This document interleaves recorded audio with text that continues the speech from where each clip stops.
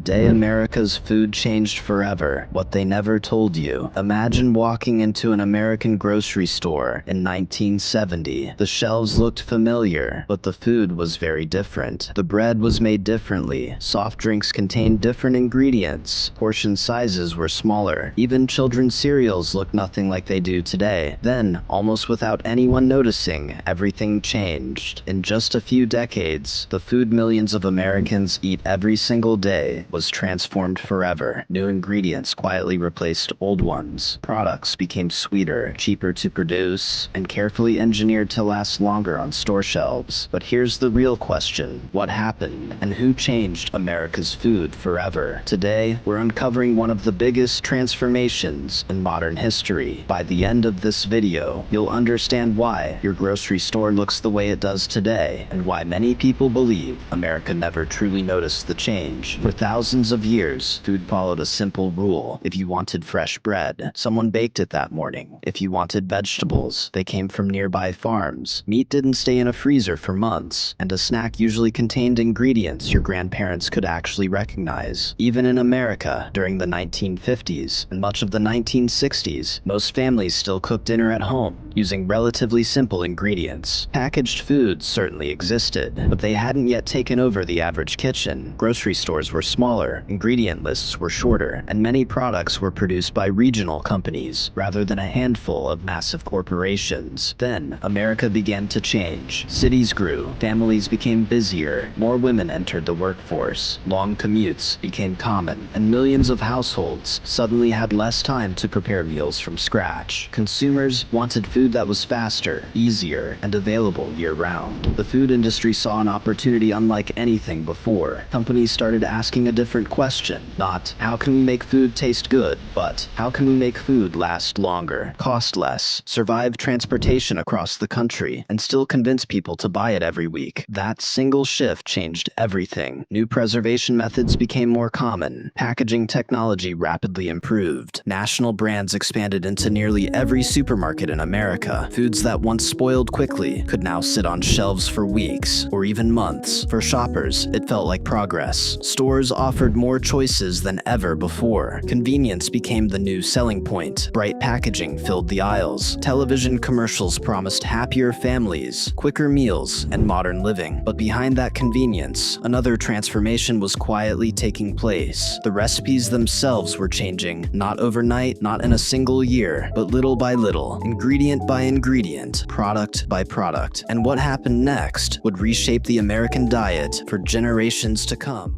America didn't wake up one morning and decide to change the way it ate. Instead, it happened so gradually that most people never noticed. Throughout the 1970s and 1980s, supermarkets became larger than ever before. Instead of carrying a few thousand products, many stores now stock tens of thousands. Every aisle became more competitive, and food companies found themselves fighting for one thing above all else: your attention. The first battle wasn't over nutrition. It wasn't even about taste. It was about making products stand out on crowded shelves. Bright colors, bigger logos, cartoon mascots, catchy slogans, limited editions, family-sized packs. Shopping was becoming less about buying food and more about buying brands. But while the front of the package became more attractive, something else was changing on the back. The ingredient list was growing longer. Many companies began reformulating products to improve shelf life, maintain consistent taste across millions of packages, reduce production costs, or meet changing consumer demand. Different ingredients served different purposes. Some helped preserve freshness, others improved texture, sweetness, color, or stability. At the same time, food production itself was transforming. Instead of preparing smaller batches for local communities, manufacturers were producing enormous quantities for nationwide distribution. A loaf of bread might travel hundreds of miles before reaching your local grocery store. Frozen meals could be shipped across the country. Snacks needed to remain fresh during transportation, warehousing, and weeks on store shelves. That required a completely different way of thinking. Food was no longer designed only for today's dinner. It also had to survive tomorrow's truck ride, next week's warehouse, and next month's supermarket shelf. Consumers loved the convenience. Microwave dinners became household staples. Frozen pizzas filled freezers across America. Boxed macaroni and cheese, breakfast cereals, canned soups, and packaged snacks became everyday purchases for millions of families. Life felt easier. Dinner took minutes instead of hours. Busy parents finally had quick solutions after long workdays. It looked like the perfect modern lifestyle, but convenience came with trade-offs. As food became easier to store, transport, and prepare, many products also became more processed. Processing itself isn't automatically harmful. Washing, freezing, pasteurizing, and canning are all forms of food processing. However, highly processed packaged foods often contained combinations of added sugars, sodium, refined grains, fats, flavorings, or other ingredients designed to improve taste, texture, and shelf life. For companies, it was a remarkable business model. Longer shelf life meant less waste, consistent recipes meant reliable products, mass production reduced costs, and familiar brands encouraged shoppers to come back week after week. By the end of the 1980s, America's grocery stores had been transformed, but the biggest change wasn't visible in the aisles. It was happening inside the products themselves, and one ingredient, in particular, would soon become one of the most talked about ingredients in modern food history. If there was one moment that symbolized America's changing relationship with food, it wasn't the launch of a new cereal or the opening of another supermarket. It was something far less noticeable, a quiet shift in the ingredients themselves. One of the biggest examples was the growing use of high-fructose corn syrup, often called HFCS, beginning in the late 1970s and becoming increasingly common during the 1980s. Many manufacturers adopted it because it worked well in a variety of products and could be economical for certain applications. Soft drinks, baked goods, sauces, breakfast cereals, and countless packaged foods began using it in different formulations. To many shoppers, nothing seemed different. The labels still looked familiar, the flavors felt almost the same, but the recipes had changed. And this wasn't happening with just one ingredient. Across the food industry, companies were constantly experimenting with new ways to improve texture, sweetness, shelf life, consistency, and manufacturing efficiency. Some products were reformulated several times over the years, without most consumers ever noticing. Then came another breakthrough. Food wasn't just expected to taste good anymore. It needed to create an experience. Researchers discovered that the combination of sweetness, saltiness, and richness could make foods especially satisfying. Snack manufacturers refined recipes to deliver consistent flavor, crunch, aroma, and texture in every bite. Think about opening a bag of potato chips. How often do you plan to eat just a handful, only to realize you've finished half the bag? That's not necessarily because there's something mysterious hidden inside. It's because food scientists spend years studying how factors like texture, flavor, aroma, and mouthfeel influence what people enjoy eating. Companies invest heavily in consumer testing to understand which recipes people prefer and which products they'll buy again. Meanwhile, grocery stores continued to grow. A shopper in the 1960s might have chosen between 2 or 3 brands of cereal. Today, that same aisle can contain dozens. The same happened with yogurt, frozen meals, cookies, soft drinks, even bottled water. More choices created the impression of greater variety, but many of those brands belonged to the same parent companies. Competition wasn't just happening between different businesses anymore. Sometimes it was happening between products owned by the very same corporation. By the 1990s, America's grocery stores looked more impressive than ever. Long aisles, bright packaging, hundreds of colorful choices. Everything seemed modern. Everything seemed convenient. But behind those shelves, another change was quietly taking place, one that had nothing to do with ingredients. It was changing the way Americans thought about food itself, because companies were no longer just selling meals, they were selling lifestyles, emotions, and identities, and that transformation would become one of the most powerful marketing revolutions in history. By the late 1990s, something remarkable had happened. Food companies were no longer competing only on taste, they were competing for your attention. Walk into almost any grocery store today, and you'll see thousands of products fighting for just a few seconds of your focus. Bright colors, words like natural, wholesome, made with real fruit, high protein, low fat, zero sugar. Every package is trying to tell a story before you even turn it around. But here's the surprising part. Many shoppers never read the back of the package. They buy based on the front, and food companies know it. This is why packaging has become one of the most powerful marketing tools in the world. A product doesn't have to lie to influence your decision. It simply has to highlight its strongest selling point. For example, a cereal might proudly advertise that it's made with whole grains. A snack might emphasize only 100 calories per serving. A drink may feature no artificial colors. Those statements can all be true, but they don't tell the entire story. That's why nutrition experts often recommend looking beyond the marketing marketing and checking the nutrition facts panel and ingredient list before deciding whether a product fits your needs. Then came social media. For the first time, millions of shoppers could instantly compare labels, share product reviews, and discuss ingredient changes. A recipe change that once might have gone unnoticed could now spread across the internet within hours. Consumers began asking tougher questions. Why does this product taste different? Why is the ingredient list longer? Why is the package smaller than it used to be? Why did my favorite snack change? Companies suddenly found themselves under more public scrutiny than ever before. Some brands responded by removing certain artificial colors or preservatives from specific products. Others introduced versions with shorter ingredient lists or reformulated recipes to meet changing consumer preferences. Health-conscious shoppers started paying closer attention to added sugars, sodium, fiber, and protein. Demand for organic foods increased. Interest in minimally processed foods grew. Food manufacturers adapted once again, this time because consumer expectations were changing. But perhaps the biggest lesson wasn't about one ingredient, one company, or one product. It was something much larger. America's food system had always evolved, sometimes because of technology, sometimes because of economics, sometimes because of changing lifestyles, and increasingly because consumers themselves demanded different options. The grocery store had become more than a place to buy food. It had become a reflection of changing science, business, culture, and consumer behavior. But one question still remained. After decades of change, is American food actually getting better? Or are we simply getting better at understanding what's on our plates? The answer isn't as simple as most people think, and that's where the final chapter of this story begins. By the late 1990s, something remarkable had happened. Food companies were no longer competing only on taste. They were competing for your attention. Walk into almost any grocery store today, and you'll see thousands of products fighting for just a few seconds of your focus. Bright colors, words like natural, wholesome, made with real fruit, high protein, low fat, zero sugar. Every package is trying to tell a story before you even turn it around. But here's the surprising part. Many shoppers never read the back of the package. They buy based on the front, and food companies know it. This is why packaging has become one of the most powerful marketing tools in the world. A product doesn't have to lie to influence your decision. It simply has to highlight its strongest selling point. For example, a cereal might proudly advertise that it's made with whole grains. A snack might emphasize only 100 calories per serving. A drink may feature no artificial colors. Those statements can all be true, but they don't tell the entire story. That's why nutrition experts often recommend looking beyond the marketing and checking the nutrition facts panel and ingredient list before deciding whether a product fits your needs. Then came social media. For the first time, millions of shoppers could instantly compare labels, share product reviews, and discuss ingredient changes. A recipe change that once might have gone unnoticed could now spread across the internet within hours. Consumers began asking tougher questions. Why does this product taste different? Why is the ingredient list longer? Why is the package smaller than it used to be? Why did my favorite snack change? Companies suddenly found themselves under more public scrutiny than ever before. Some brands responded by removing certain artificial colors or preservatives from specific products. Others introduced versions with shorter ingredient lists or reformulated recipes to meet changing consumer preferences. Health-conscious shoppers started paying closer attention to added sugars, sodium, fiber, and protein. Demand for organic foods increased. Interest in minimally processed foods grew. Food manufacturers adapted once again, this time because consumer expectations were changing. But perhaps the biggest lesson wasn't about one ingredient, one company, or one product. It was something much larger. America's food system had always evolved, sometimes because of technology, sometimes because of economics, sometimes because of changing lifestyles, and increasingly because consumers themselves demanded different options. The grocery store had become more than a place to buy food. It had become a reflection of changing science, business, culture, and consumer behavior. But one question still remained. After decades of change, is American food actually getting better? Or are we simply getting better at understanding what's on our plates? The answer isn't as simple as most people think, and that's where the final chapter of this story begins.